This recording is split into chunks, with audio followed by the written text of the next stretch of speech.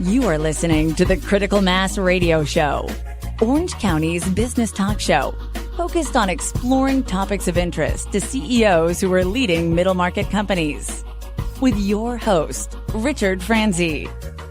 Hello and welcome to Orange County's longest running business talk show. And yes, I am your host, Rick Franzi. And do we have a good special edition of our nonprofit episode today. Why do you ask? Because Doug Freeman, who is the CEO and executive chair for Orange County Music and Dance, is our guest today. Doug, welcome to the show. Thank you, Rick. It's very nice to be with you. I think it's great timing. I love to have nonprofits on our program. So let's start with you as one of the co-founders of the organization. Talk to us about the motivation and inspiration for you and the other co-founders for starting your organization. It all begins with a Chinese immigrant by the name of Charlie Zhang. Many people don't know his name, but I suspect many people have benefited from his entrepreneurship. He came to the United States when he was 23 years old.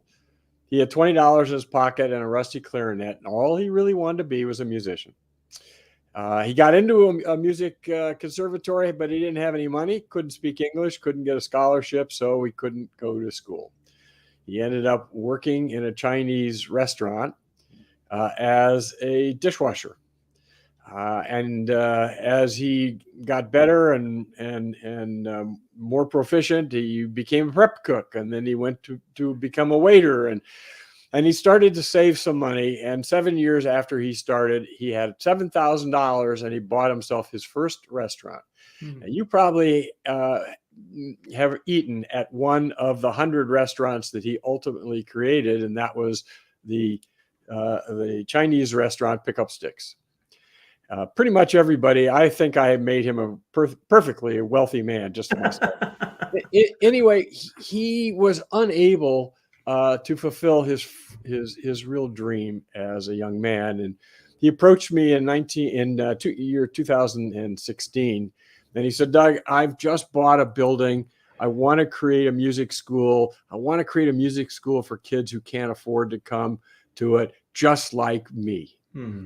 It changed my life. I want to help kids with their lives. I said, "Charlie, I'm trying to retire. But in fact, he said, "No, you can't retire." And I realized once he told me that he wanted to do this for the benefit of the kids in Orange County, there's no way I was going to say no. So we launched it in 2016. We opened our doors in 2017. I'm here as a 100% full-time volunteer. I've never taken a salary, never will take a salary. But I have 25 teachers, 14 staff, 300 kids. And the dream that Charlie had as a young man, we are helping to bring to reality. So before we talk about the mission of the organization, did you have nonprofit leadership experience in your background? Well, the answer to that is sort of, kinda.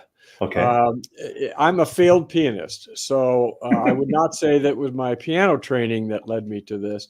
But I was an attorney for 4 years and a banker for 8 years. And in those 48 years, I worked with nonprofits all over the world. Many here in California, of course, but across the United States and in other countries. And I did so both professionally and as a volunteer. I chaired 3 university organizations, and I've created several hundred foundations for others. I guided lots of nonprofits in their structure, organization, and their operations. So I had a lot of "you should do it this way" attitude. Mm-hmm. And when Charlie asked me to launch this, I wasn't concerned that I couldn't do it because I kind of knew the roadmap. What I was concerned about and remain always concerned about, can I deliver the promise I made to him and to the kids in this county? That's what drives me every day. So you sort of touched on the mission a bit based on the origin story, but I wonder if you could take us now to understand the focus, the mission, the vision for the organization, and kind of how you are today in your current facility delivering on that mission. Our mission is very, very simple. Our mission is to enable kids of all ages, and without any barrier because of economics, to follow their passion and realize their dreams. The only thing we ask is that you come and you try hard. We're not looking for your big checkbook. We're not looking for enormous talent. You don't have to be selected to come. You choose to come. We only ask, if you're here, work hard, stay with it, learn your craft, and the art that you create will change your entire life. We know it. I mean, we know it practically and we know it theoretically, but it happens. So are students coming for a full day? Is it part-time? Is it evening? Talk to me about how you structure the day and when they're there. We're an after-school program. Most of our kids come around 3:30. They continue sometimes 7, 8, 9 o'clock at night. We're open 6 days. Saturdays, a lot of the kids come because they're out of school. They don't have to worry about that burden. And we have programs for adults as well. They usually come in the morning or they come in the evenings when the kids are gone. But the goal here is to give kids this experience in music making so that as they mature and grow older, they have that gift of music in their DNA. And our goal is to nurture, inspire, and empower these kids. We have a motto here: we grow talent. Kids come to us thinking they have no talent, not knowing what talent is. Their parents think they have no talent. They don't know what it is either. But we can teach talent. It just takes commitment. So I did not realize that you also had programs during the day for adults, but I'm wondering, the students that come after school and on the weekends, what's the age range? 18 months to 18 years, actually. Most of our kids are 5 to 15. Once they're in high school, they have lots of distractions. So a lot of kids drop out because they want to play soccer or they want to be in water polo, whatever the case may be, which is great. They should all do that. But to the extent that they really love the music and they want to learn their craft, we're there for them from beginner to amateur to professional. We have a track for all kids at every age and for every purpose. So how do students find out about Orange County Music and Dance? That's the hard part. Okay. We're a 7-year-old school, and mostly people hear about us through their neighbor.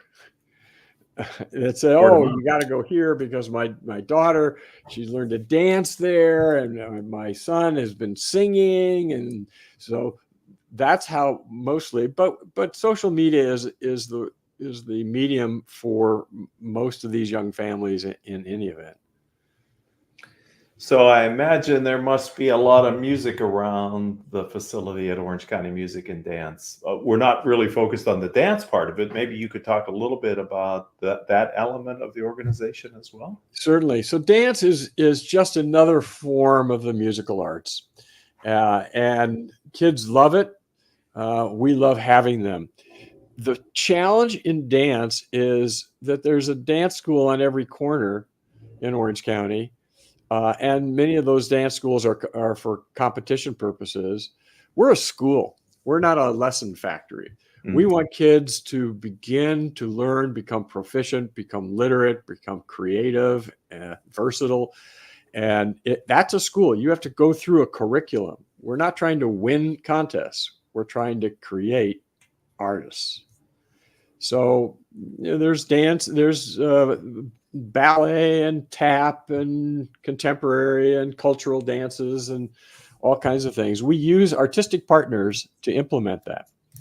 We have 25 music teachers and several artistic dance partners that are delivering on this promise.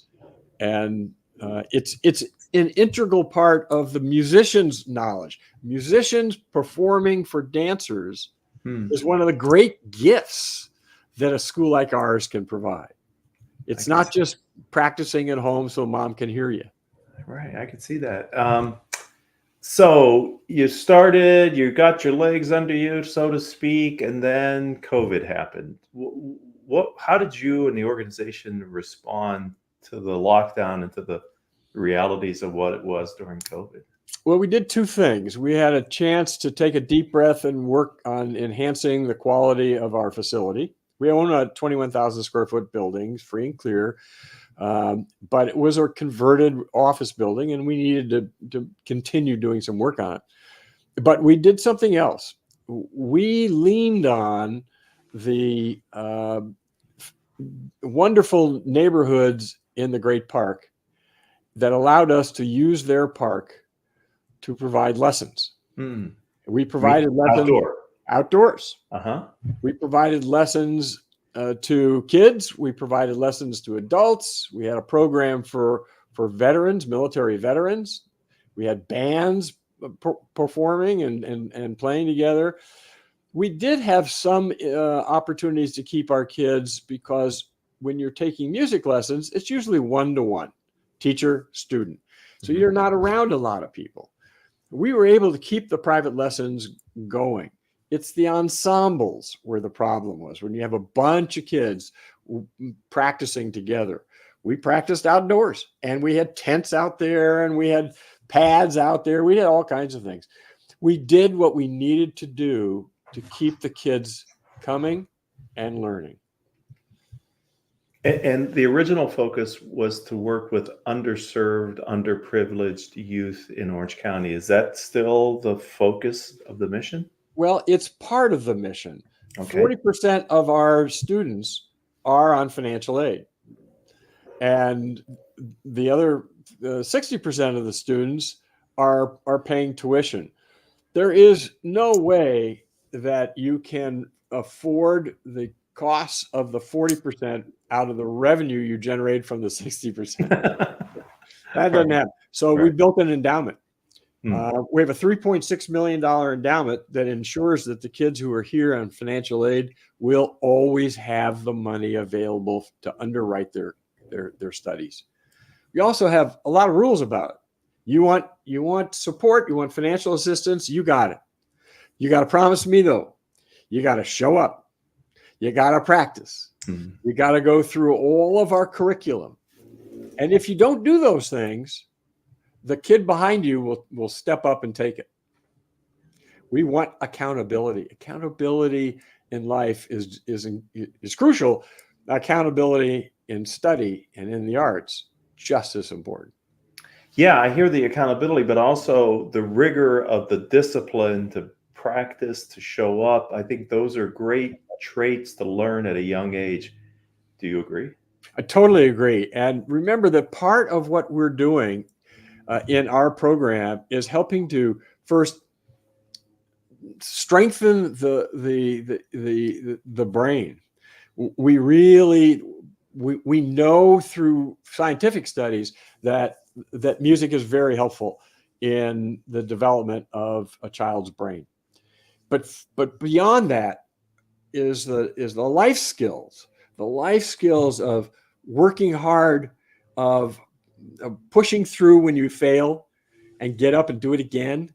I mean, no kid starts on the piano that can just play the piano.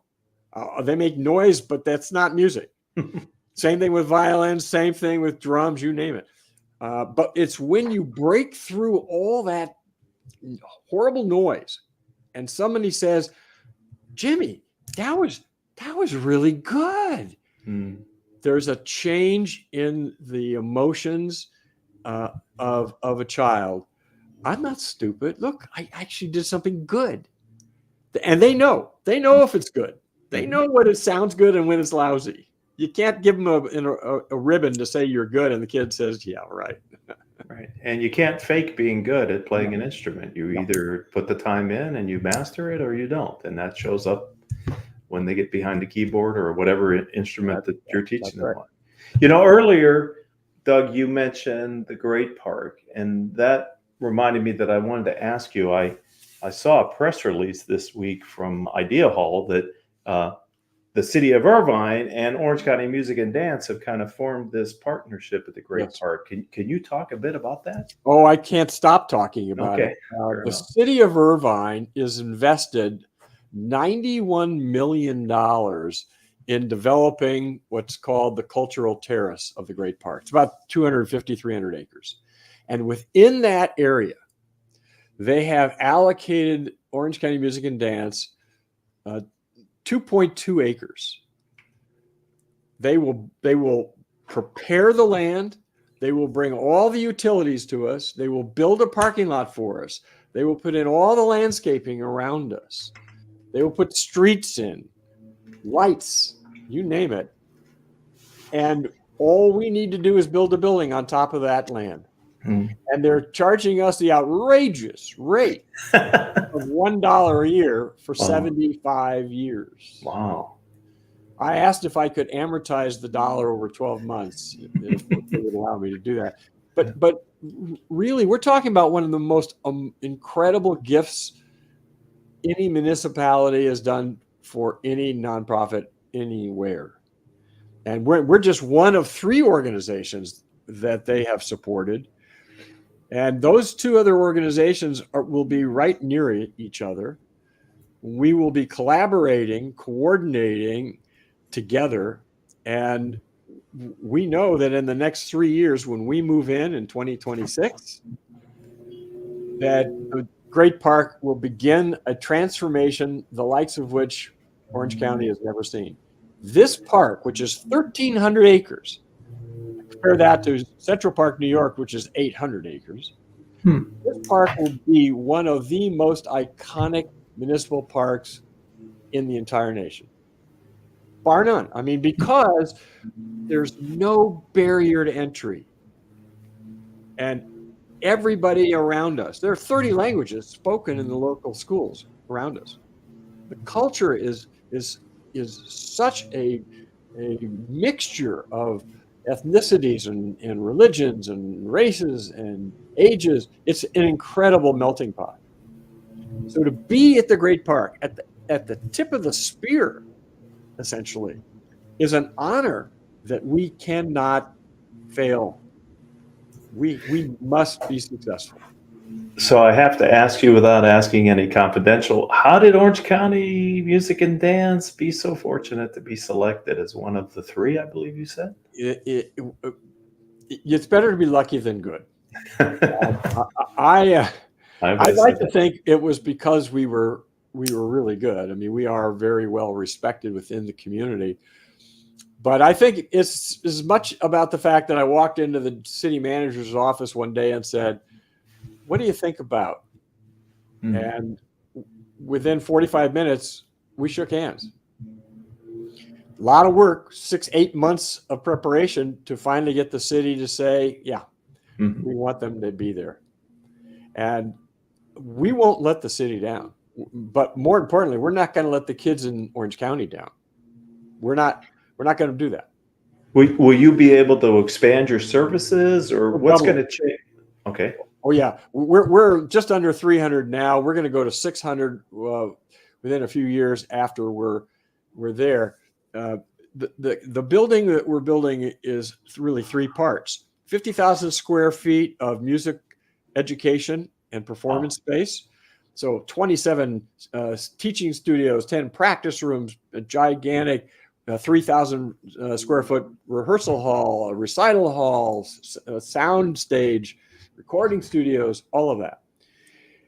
We're going to build a 15,000 square foot theater that we're going to use, 500 seat, but really want the community to use it. It's going to be made available for them to be able to use it. And we've got 20,000 square feet of space for other performing arts groups. We've invited the Pacific Symphony to come to us. We've invited the Philharmonic Society of Orange County. We've invited the Pacific Chorale, organizations that are known, respected and deliver to our community, we're asking to join us. We're going to create a hub of the performing arts in dead center Orange County. That's the amazing thing. Dead center Orange County. Yeah, it is. Yeah. And freeway close, right? Freeway close. Convenient as hell to get there. So this is very exciting. I'm glad the timing of having you on our business talk show coincides with the announcement that was just made earlier this week, right? Yeah, and well, it was the announcement that we're coming was made at the end of March, but yesterday we had the open house and groundbreaking. Oh, that was a moment for the history books, right? Because remember now, the Great Park was originally presented to the city in 2002. And since that period of time, and of course, there was a big battle between who wants the airport versus the park. I remember that. I'm pretty happy with the result. But in the meantime, there's this incredible sports facilities, right, that they have created. But we are the beginning of the cultural development. Mm-hmm. Eventually, they're going to have, within the next 5 years, a botanical garden, a veterans memorial, 8,000 to 10,000 seat amphitheater, a gigantic lake for kids, for adults and families to go out on boats and enjoy the beauty of the. It's just going to be incredible, and all this is really, although I have to give a lot of credit to the city of Irvine. Remember, it was the residents of the Great Park neighborhood who, for many years, have been paying taxes into the system to enable the improvements to be made. And so a debt of gratitude for all of those families that have moved into the Great Park. And this is 54,000 right now, and there'll be another several thousand in the coming few years. It's going to be just an incredible place to live, to play, to learn, to become curious. Right? Yeah, it's great for Orange County to have that type of growth and development going on in the heart of the county, as you said. So if someone, Doug, would like to learn more about Orange County music and dance, where do you say they go online? How do they find you? So lots of different places. You can certainly go on LinkedIn.